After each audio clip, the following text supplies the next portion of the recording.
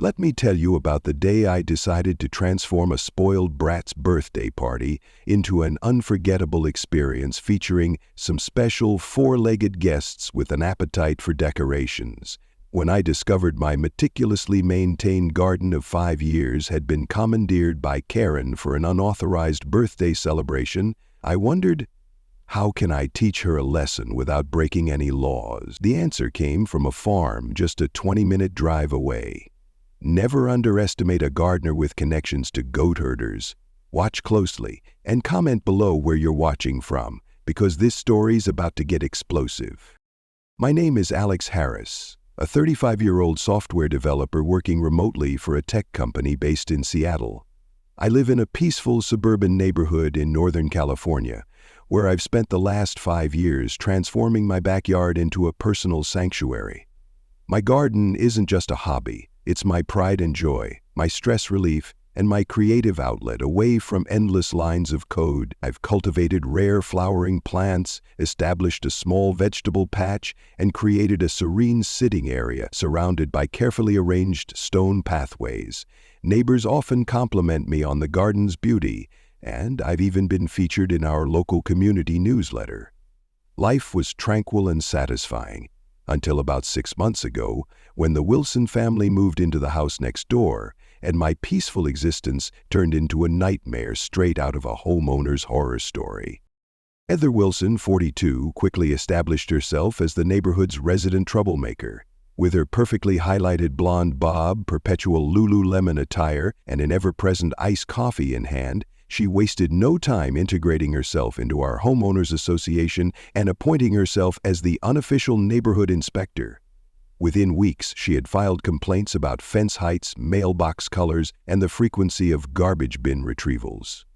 Her husband Richard, a corporate attorney who seemed perpetually absent, was rumored to make partner at his firm soon, a fact Heather mentioned in virtually every conversation. Their 8-year-old son Kyle seemed nice enough but was clearly spoiled beyond reason, with Heather rushing to defend his every action regardless of the circumstances. From the beginning, I tried to be welcoming and neighborly, even bringing over a housewarming gift of homemade zucchini bread made with vegetables from my garden. Heather had accepted it with a tight smile and a skeptical, "Ooh, it's homemade," emphasizing the word as if I'd handed her a vial of poison rather than freshly baked goods. Our first significant confrontation occurred when my apple tree, which had been growing near our shared property line for years before the Wilsons arrived, dropped some fruit onto their side of the fence. Instead of simply tossing the apples back or even keeping them, Heather marched over one Saturday morning while I was pruning my roses. "Your tree is creating a hazard on my property," she announced, without so much as a hello. "The fallen apples are attracting insects and could be a tripping hazard for Kyle. You need to either remove the tree or build a higher fence to contain it." I explained politely that the tree had been there for years, was well within my property line, and that I'd be happy to collect any fallen fruit promptly. "That's not good enough," she snapped. "I've already documented this issue for the HOA. You'll be hearing from them." She strutted away before I could respond, leaving me stunned at the disproportionate reaction to a few fallen apples. True to her word, 3 days later I received an official notice from the HOA requesting that I address the nuisance vegetation along my property line. I complied by installing a small decorative fence to catch falling fruit, hoping that would end the matter. It didn't. Over the next few months, Heather filed complaints about everything from the color of my garden shed, a soft sage green that had been approved years ago, to the bird feeder that allegedly attracted too many noisy birds too early in the morning. Each complaint was more ridiculous than the last, but I dutifully addressed them all, modifying my beloved garden bit by bit to appease the HOA and, by extension, Heather. Throughout it all, I maintained a polite demeanor, waving when we crossed paths and keeping conversations cordial, though increasingly brief. I didn't want to be the difficult neighbor, especially since I had always prided myself on maintaining good relationships within our community. The real pattern became clear one Saturday morning when I was chatting with Frank Miller, an elderly gentleman who had lived in the neighborhood for over 30 years. We were discussing heirloom tomato varieties when he casually mentioned, you're handling Heather better than the Johnsons did at their old place. When I asked what he meant, Frank explained that his sister lived in the Wilsons' previous neighborhood. Same story there. They targeted the corner lot with the big oak tree. Heather wanted that parcel for some grand landscaping plan, filed complaint after complaint until the poor couple finally sold at below market value just to escape the harassment. Frank's revelation was illuminating but disturbing. This wasn't random pettiness. It was a calculated strategy Heather had executed before. But why my property specifically? I began paying closer attention to the Wilsons' activities, noting how often Heather would stand at their fence line, seemingly measuring or evaluating something while on her phone.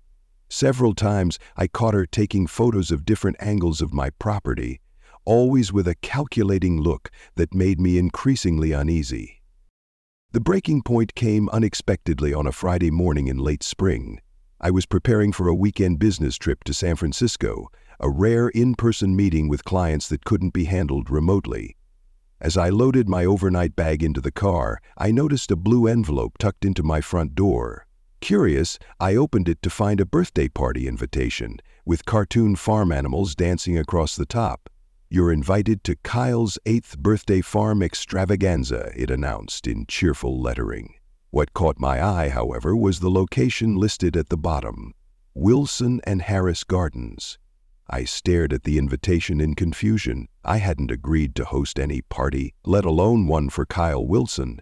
Even stranger was the fact that the invitation implied our separate backyards would be treated as one venue. I assumed it was a misprint or a bizarre attempt at humor, so I tucked the invitation into my pocket and made a mental note to clarify the situation with Heather when I returned on Sunday afternoon. I couldn't have anticipated what awaited me when I pulled into my driveway after my trip. The sound of children screaming and pop music blaring hit me before I even stepped out of the car. Wheeling my suitcase up the driveway, I peered through the gate to my backyard and froze in shock. My meticulously maintained garden had been transformed into a chaotic children's party venue. Colorful balloons were tied to my prized Japanese maple tree. A bouncy castle occupied the central lawn area, and what appeared to be 15 children were running wild throughout the space. Tables laden with food and presents had been set up on my stone patio, and parents stood chatting with drinks in hand as if this were a perfectly normal arrangement. At the center of it all stood Heather, wearing a sundress and wide-brimmed hat, directing a photographer who was capturing the festivities.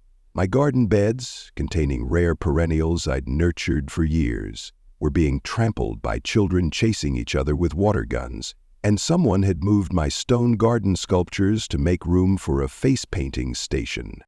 I stood momentarily paralyzed, trying to process the audacity of what I was witnessing. Taking a deep breath to compose myself, I put on my most neutral expression and walked through the gate. Several parents noticed me first, their conversations faltering as they registered my arrival. One mother, whom I recognized as Linda Chen from down the street, had the grace to look embarrassed. "Oh, Alex, you're back," she said, approaching me with an apologetic smile. "We weren't sure if you'd make it. Heather told everyone you had agreed to host the party together since your garden is so beautiful." Linda's discomfort was evident, suggesting she had suspected something wasn't quite right about the arrangement. Before I could respond, Heather spotted me and sauntered over, champagne flute in hand and not a hint of shame on her face. "Oh, you're back early," she said with a smile that didn't reach her eyes. "I left the invitation for you last week. I thought it would be nice to host Kyle's birthday in both our yards since yours has such lovely landscaping. The children are having an absolute blast." She gestured broadly at the chaos unfolding throughout my garden. I struggled to maintain my composure, acutely aware of the many parents and children within earshot. "Heather," I said quietly, "I never agreed to host a party here. I just got back from a business trip and found all this without any prior arrangement or permission." Heather's smile tightened, her voice dropping to a whisper. "Well, it would be a shame to ruin Kyle's special day now, wouldn't it? Besides, I've already told the HOA board that we had an arrangement to share our outdoor spaces for community events. They thought it was wonderfully neighborly of you. The implied threat was clear. Either I played along or I'd be painted as the villain who ruined a child's birthday party and refused to be a team player in the community. I was weighing my options when a commotion near my prized hydrangea bed caught my attention. 3 boys, including Kyle, were engaged in what appeared to be a dirt-clawed fight, using soil from my carefully mulched flower beds as ammunition. "Hey, please don't do that," I called out, hurrying over to intervene. "Those plants are rare and very delicate." One boy stepped back immediately, looking guilty, but Kyle continued scooping up handfuls of my special soil mix. "Kyle, honey," I said as gently as possible, "these flowers are very special to me. Could you play somewhere else?" Before Kyle could respond, Heather materialized beside us, her face flushed with irritation. "They're just having fun," she snapped. "They're only flowers, for goodness sake, don't be so uptight." Then, loud enough for nearby parents to hear, she added, "This is why we need to make this neighborhood more family-friendly. Some people just don't understand children." At that moment, I noticed my prized blue diamond hydrangea, a rare cultivar I'd spent 3 years nurturing to maturity, had been completely uprooted during the boys' game. The plant, with its distinctive pastel blue blooms that had won recognition at last year's Garden Society showcase, lay wilting in the sun, its complex root system exposed and damaged. I felt a physical pain in my chest at the sight, but I forced myself to stay composed. "That particular plant," I said quietly, more to myself than to Heather, "was propagated from my grandmother's garden in Maine. It was one of the last cuttings before her death." This was true. The original cutting had been a parting gift when my grandmother sold her coastal home to move into assisted living, weeks before a stroke took her life. The plant represented more than just gardening success. It held emotional significance as a connection to the woman who had first taught me to love growing things.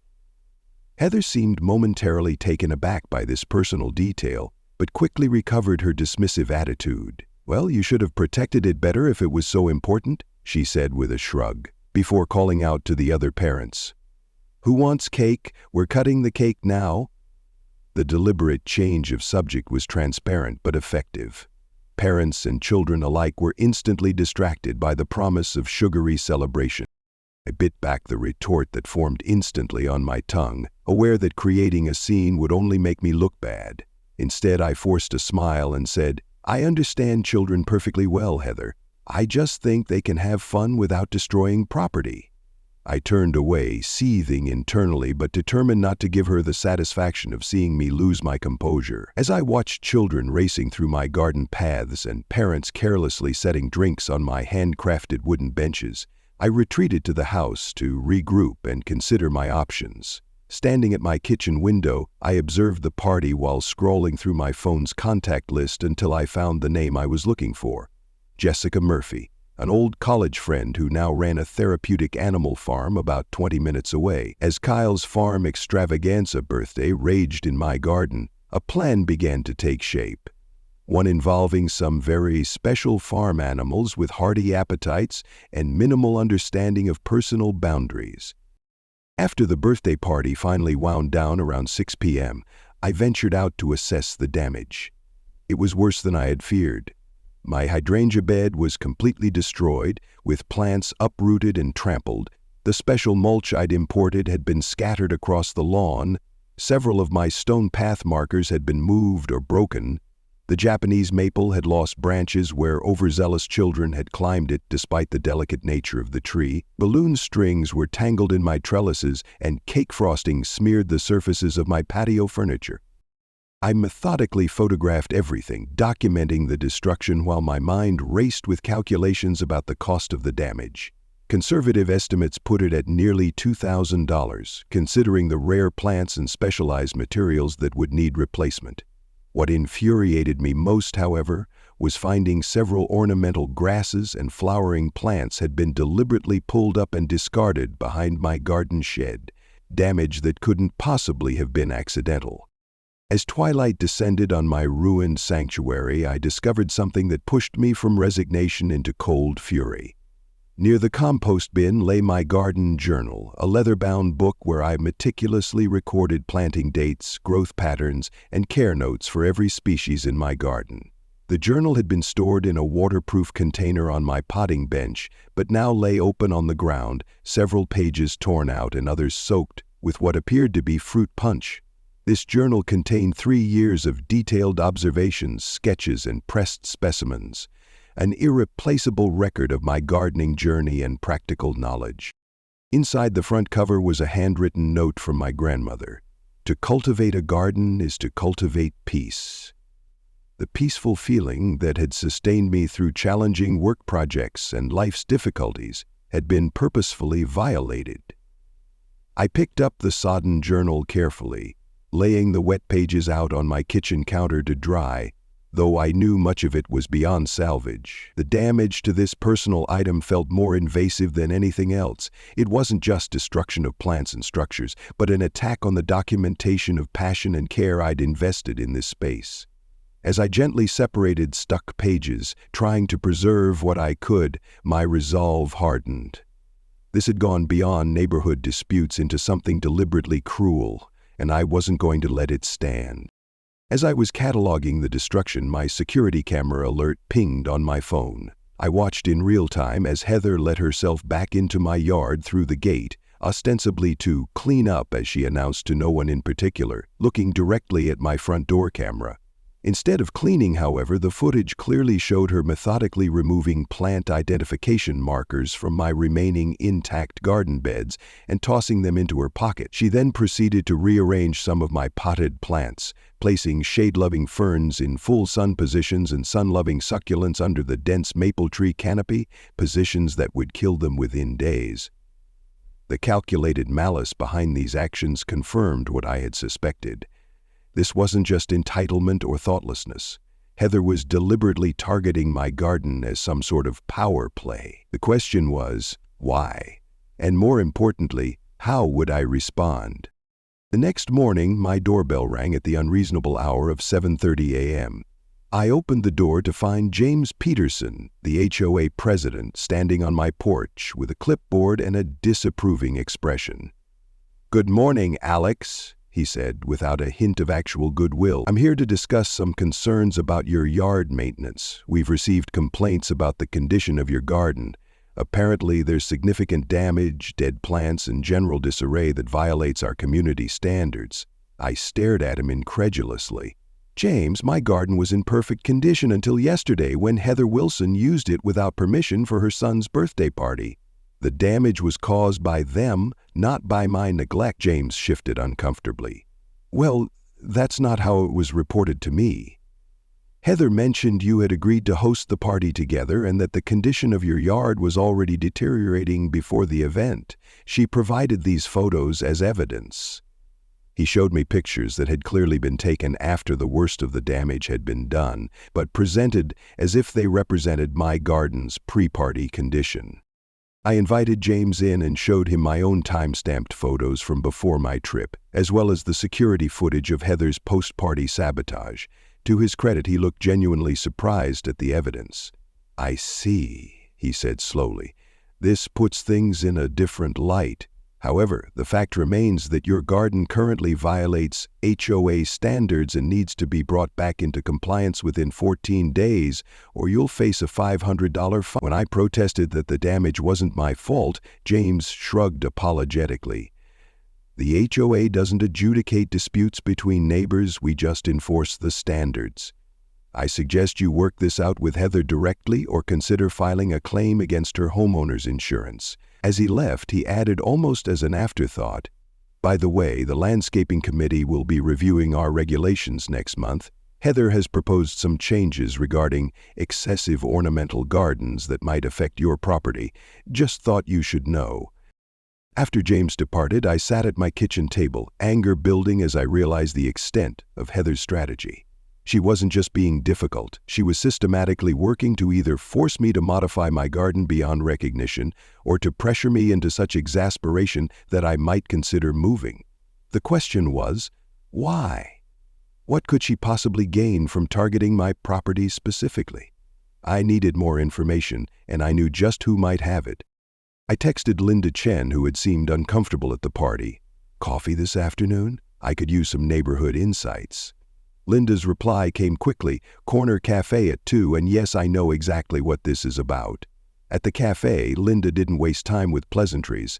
You need to know what Heather's been saying about you and what she's really after, she began, leaning forward conspiratorially.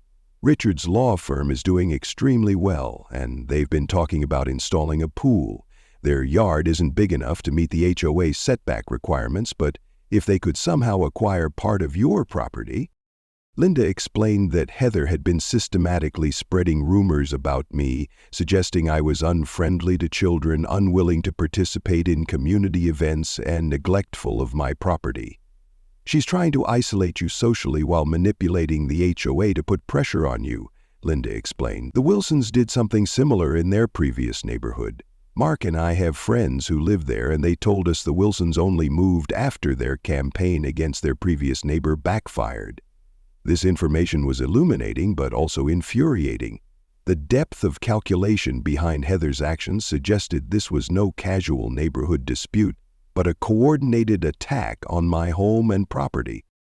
Linda leaned closer, lowering her voice, though we were alone in our corner of the cafe. There's more, she continued, stirring her latte absently. Last week at the book club, which, by the way, Heather has somehow managed to become president of after only attending 3 meetings, she mentioned that she and Richard were so excited about their upcoming home expansion project.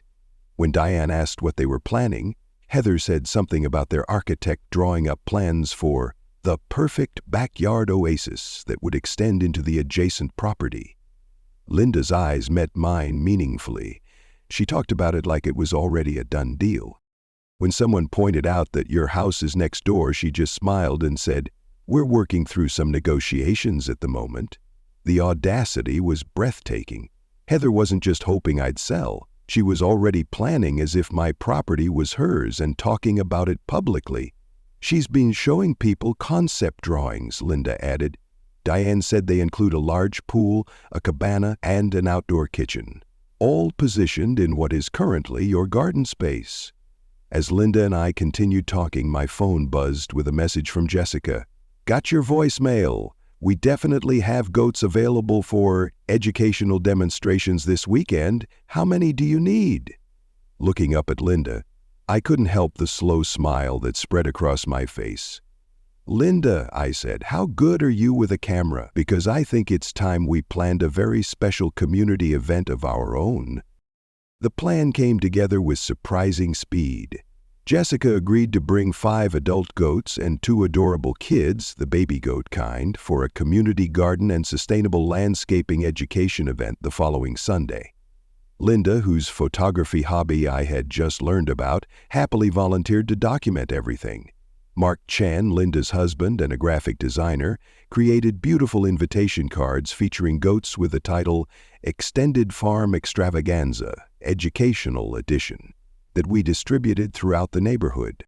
The invitation specifically mentioned that Kyle and all other neighborhood children were especially welcome to learn about environmentally friendly lawn maintenance and the role of animals in sustainable gardening. I made sure to put an extra special invitation in the Wilsons' mailbox with a handwritten note. After seeing Kyle's excitement about farm animals at his birthday, I thought he'd enjoy meeting some real ones. Professional photographers will be present to capture the educational experience. Hope you can attend in your Sunday best. While the invitations were being distributed, I wasn't idle. I researched HOA regulations thoroughly and discovered that while there were restrictions on keeping livestock as pets, there were explicit exemptions for temporary educational demonstrations of agricultural practices. I also reached out to Sarah Williams, a reporter for the local news station who was working on a series about green communities and environmental initiatives in our county. When I described the upcoming event focusing on sustainable gardening practices and natural lawn maintenance, she was immediately interested. "This fits perfectly with our current series," she enthused. "Would you mind if we brought a camera crew? We could feature your garden regeneration project as part of our Sunday evening broadcast." Mind? It was exactly what I was hoping for, though I was careful to sound appropriately modest in my acceptance. The day before the event, I received an official-looking letter from the HOA stating that events involving livestock within the neighborhood require prior board approval, and that my planned demonstration had not received proper authorization. The timing made it obvious that Heather had gotten wind of my plans and was attempting to shut them down. I immediately called James Peterson. "James," I said pleasantly, "I've just received this notice, which is odd, since Section 5.3 of our HOA bylaws specifically exempts educational demonstrations. I've already confirmed with the County Agricultural Extension Office that this qualifies, and they've provided written documentation. Also, the local news will be covering the event as part of their Green Communities series. I'm sure the HOA wouldn't want to appear on Sunday evening news as opposing environmental education for children, right?" There was a long pause before James sighed heavily. "I'll speak with the board," he said. "Consider the letter rescinded." I hung up with a smile, knowing that Heather's attempt to block me had failed. The stage was set. Sunday morning arrived with perfect weather, sunny but not too hot, with a gentle breeze carrying the scent of the remaining flowers in my damaged garden. Jessica arrived early with her trailer of goats, and we set up a small penned area in the center of my yard where the animals could be safely contained during the educational presentation. Sarah and her news crew arrived shortly after, setting up equipment and interviewing me about the inspiration behind the event. "I had the damage to my garden last weekend. I wanted to demonstrate how quickly nature can recover with the right approaches," I explained on camera. "These goats are amazing at clearing unwanted vegetation while providing natural fertilizer. It's a perfect example of working with nature rather than against it." By 11 a.m., neighbors began arriving, many with children excited to see the goats. Kyle Wilson was among the first children there, racing ahead of his parents with obvious enthusiasm. Heather and Richard arrived looking like they were attending a country club luncheon rather than a backyard demonstration. Heather wore an expensive-looking white sundress with designer sandals, while Richard was in pressed khakis and a polo shirt. Their forced smiles faltered momentarily when they noticed the news crew, but they quickly recovered.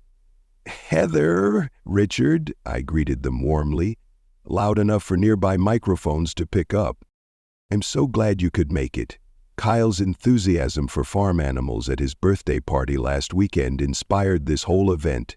"I have to thank you for using my garden for his party. It gave me the perfect opportunity to demonstrate natural regeneration techniques afterward." Heather's smile became decidedly strained. "How thoughtful," she managed, her eyes darting nervously to the cameras. Richard, interestingly, seemed genuinely interested in the demonstration, asking Jessica intelligent questions about the goats' diets and maintenance requirements. The event was going beautifully. Jessica gave an engaging presentation about sustainable landscaping. The children were delighted with the goats, and neighbors I hadn't spoken with in months were approaching me with congratulations on the innovative event. Sarah and her crew captured everything, occasionally pulling me aside for additional comments. Throughout it all, Heather maintained a rigidly pleasant expression, though I noticed she kept her distance from the goat pen and seemed increasingly agitated as Kyle became more and more enchanted with the animals. Linda was circulating through the crowd, camera in hand, capturing candid shots of the children's delight and the adults' interested expressions.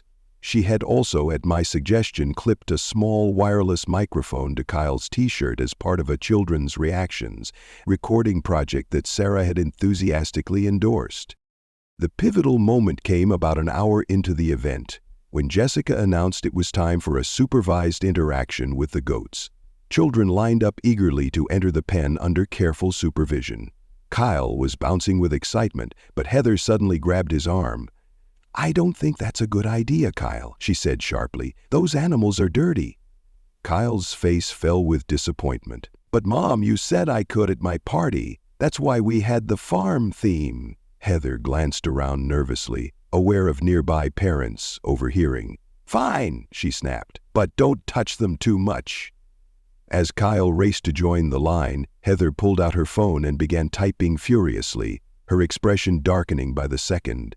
Richard, meanwhile, was engaged in conversation with Mark Chen, and seemed completely unconcerned about the goats.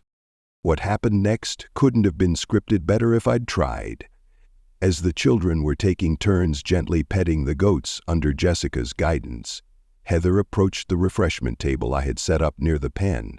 She placed her designer handbag on the table and turned to speak with another HOA board member. Neither of them noticed when one of the more adventurous adult goats, a Nubian named Houdini who lived up to his name, managed to stretch his neck over the temporary fencing just far enough to reach the table.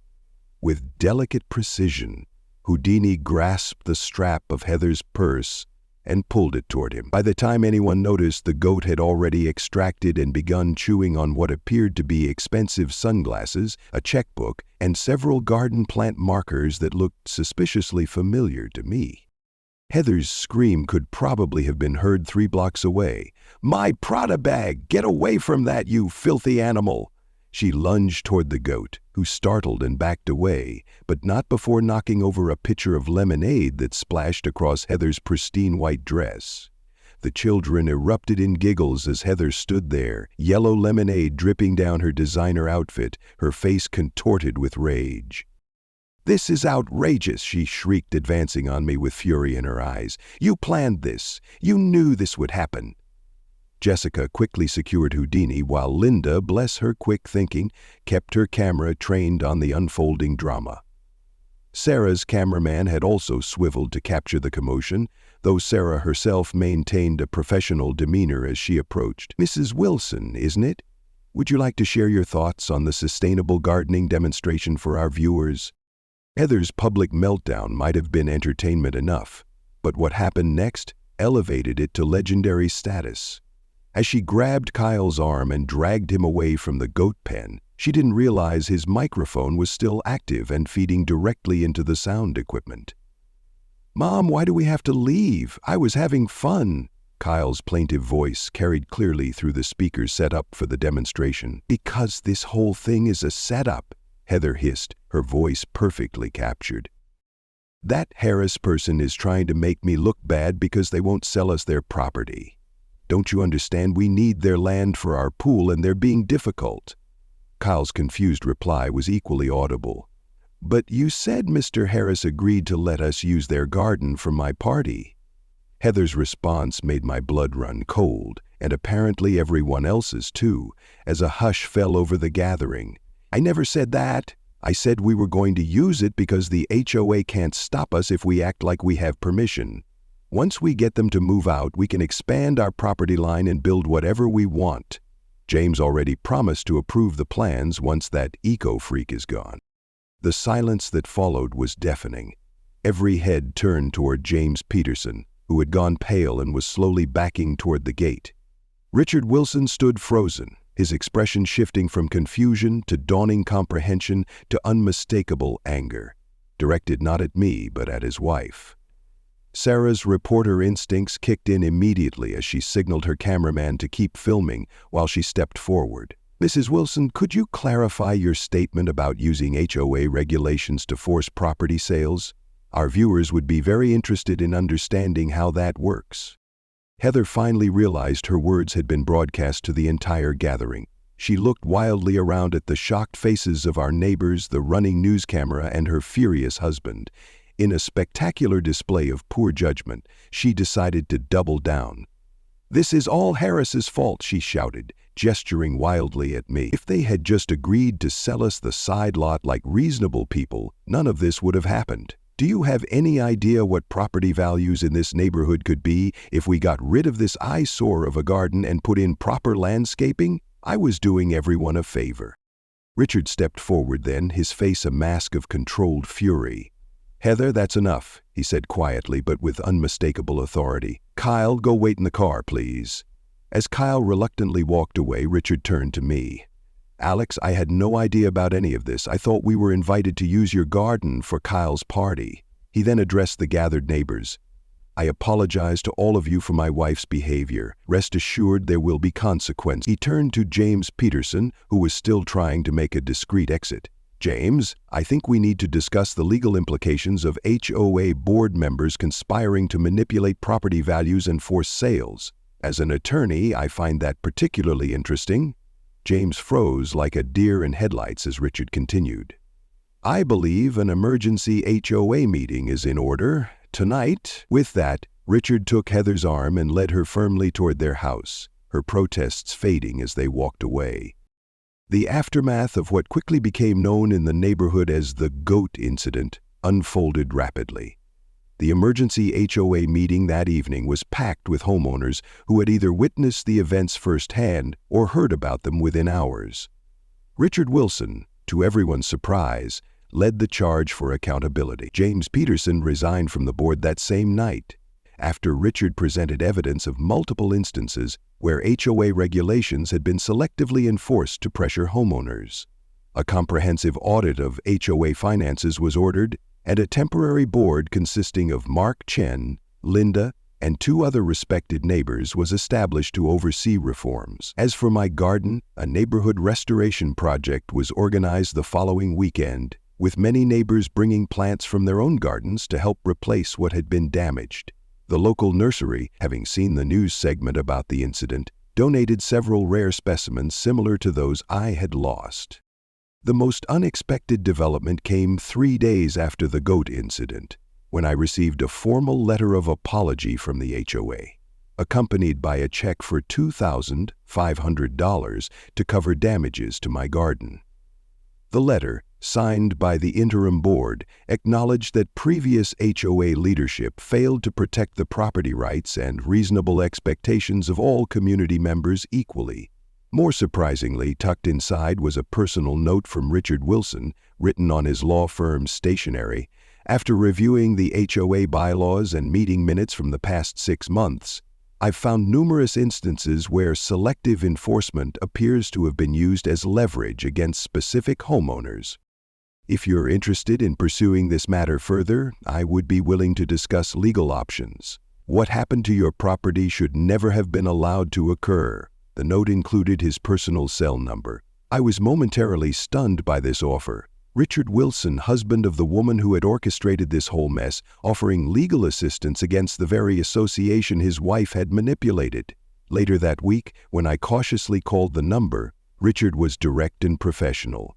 I've spent 20 years defending clients in property disputes, he explained, but I've never had to confront something like this in my own home. I can't undo what Heather did, but I can help ensure the system that enabled her is reformed. We agreed to meet the following week to discuss potential changes to the HOA bylaws that would prevent similar situations in the future. Heather Wilson maintained a conspicuously low profile following the incident. The white sundress apparently had been permanently stained by the lemonade despite being rushed to an expensive dry cleaner. The footage of her meltdown and the inadvertent confession had become something of a local viral sensation after the news broadcast, with that eco-freak t-shirts mysteriously appearing for sale online within days. Richard, surprisingly, became a regular visitor, often bringing Kyle, who had developed a genuine interest in gardening. During one such visit, while Kyle was helping me plant new bulbs for spring, Richard shared that he and Heather were in counseling and that he had turned down the partnership at his firm in favor of a position with more reasonable hours. I realized I'd been absent from my family for too long, he explained. That doesn't excuse Heather's behavior, but I'm trying to understand how we got here. He paused, watching Kyle cheerfully digging in the soil. We're also looking at houses in a different neighborhood. I think a fresh start might be good for all of us. 3 months after the goat incident, the Wilsons' house went on the market. The day before they moved, Kyle came to my door with a crudely wrapped package. Inside was a handmade clay planter with wobbly painted goats all around the rim. I made it in art class, he explained proudly. Dad said we're moving because Mom needs a different environment, but I wanted you to have something to remember me by. I thanked him sincerely, touched by the gesture. I have something for you too, I told him, retrieving a small potted plant I'd been nurturing. This is a cutting from one of my favorite plants. If you take care of it, it'll grow with you in your new home. Kyle's face lit up as he carefully took the pot. I'll send you pictures when it gets bigger, he promised. As he ran back to his house, I reflected on how sometimes the most unlikely situations can yield unexpected positive outcomes. Later that evening, as the moving truck was being loaded with the last of the Wilsons' belongings, Richard stopped by. He looked tired, but somehow lighter, as if a burden had been lifted from his shoulders. "I wanted to thank you," he said, which surprised me given everything that had happened. "Thank me? For what?" I asked. Richard gazed thoughtfully at my restored garden, which was beginning to thrive again after the community's efforts. "For not taking the easy way out," he replied. "You could have sold when Heather started making life difficult. You could have pressed charges after the birthday party disaster. You could have done a lot of things that would have been completely justified, but would have made you just another person Heather steamrolled over." He paused, choosing his words carefully. "Instead, you found a creative way to expose the truth without directly attacking anyone. You gave her enough rope to hang herself, and you did it in a way that was ultimately about education and community building." I hadn't thought about it quite that way before, but he had a point. My goal hadn't been revenge so much as justice and protection, not just for myself but for the neighborhood. "We're moving to Portland," Richard continued. "I've taken a position with an environmental law firm there. Heather's in therapy and we're working on things. Kyle asks about your garden all the time. Would it be all right if we visited occasionally when we're in town?" I agreed readily, surprising myself with how genuinely I meant it. As we shook hands goodbye, I realized that while Heather had been the catalyst for discord, the resolution had created unexpected connections that might never have formed otherwise. In the years since the Wilson family moved away, our neighborhood has transformed. The reformed HOA, now led by Mark Chen, has established clear, fair guidelines that protect property rights while maintaining community standards. My garden has recovered and even expanded, becoming a regular stop on the county's annual garden tour. Jessica brings her goats by occasionally for educational demonstrations that have become a neighborhood tradition, with children learning about sustainable practices while having fun. Sarah's Green Communities series won a regional journalism award, and she credits the goat story as the turning point that caught viewers' attention. As for me, I've started a small weekend workshop teaching local children about gardening and environmental stewardship. Kyle, who visits occasionally with Richard, is always my most enthusiastic participant. The first time Kyle and Richard returned to visit about 6 months after they moved, I was struck by the changes in both of them. Kyle had grown taller and more confident, proudly showing me photos of his thriving plant and a small vegetable garden he had started at their new home. Richard seemed more relaxed, the perpetual tension around his eyes replaced by laugh lines. "Heather couldn't make it this time," he explained, though I hadn't asked. "She's actually doing really well with her art therapy program, but she's not quite ready to face everyone here yet." I appreciated his honesty and the absence of excuses for her behavior. During their visit, Kyle helped me plant a new butterfly garden section, his small hands gently patting soil around delicate seedlings as I explained the importance of pollinator-friendly spaces. Richard watched us from the patio, occasionally snapping photos but mostly just observing the easy rapport that had developed between his son and me. "You know," he said as they were leaving, "the counselor says the best thing that could have happened to us was having our carefully constructed facade collapse so publicly. We'd been living in a pressure cooker of appearances and acquisitions for so long that we'd forgotten what actually matters." He glanced meaningfully at Kyle, who was carefully carrying a small pot containing a monarch butterfly chrysalis I'd given him to observe. "Sometimes it takes a goat eating your designer purse to put things in perspective." Standing in my garden on the anniversary of the goat incident, surrounded by thriving plants and the sound of neighborhood children learning about composting, I can't help but reflect on the strange journey that brought us here. What began as an entitled neighbor's attempt to bully me out of my home had transformed into a stronger community, new friendships, and a renewed appreciation for standing up for what's right, even when it requires some unorthodox methods. I've learned that sometimes the best response to someone trampling your garden is not just to rebuild it, but to invite others to help it grow into something even more beautiful than before. And if that process happens to involve a few goats with impeccable timing and a taste for designer handbags, well, That's just the cherry on top of a story about justice served, with a side of hoofprints. The most surprising postscript to this saga came last month, nearly a year and a half after the Wilsons moved away. I received a thick envelope in the mail with a Portland return address. Inside was a handwritten letter from Heather Wilson. "I've written this letter 17 times," it began. "My therapist says I need to make amends as part of my recovery, but the truth is that I've avoided this particular amend for months because I'm ashamed of how I treated you." The letter continued for several pages, detailing her journey through therapy, her recognition of the patterns of entitlement and manipulation that had driven her behavior, and the work she was doing to rebuild her relationship with Richard and Kyle. "I don't expect forgiveness," she wrote near the end, "nor do I deserve it. But I wanted you to know that the person who tried to destroy your garden is not who I am anymore, or perhaps more accurately, not who I'm choosing to be anymore." Enclosed with the letter was a check for $5,000 with a note, "For the garden restoration. I know the community already helped, but this is my responsibility." I was genuinely moved by the gesture, unexpected and unnecessary as it was.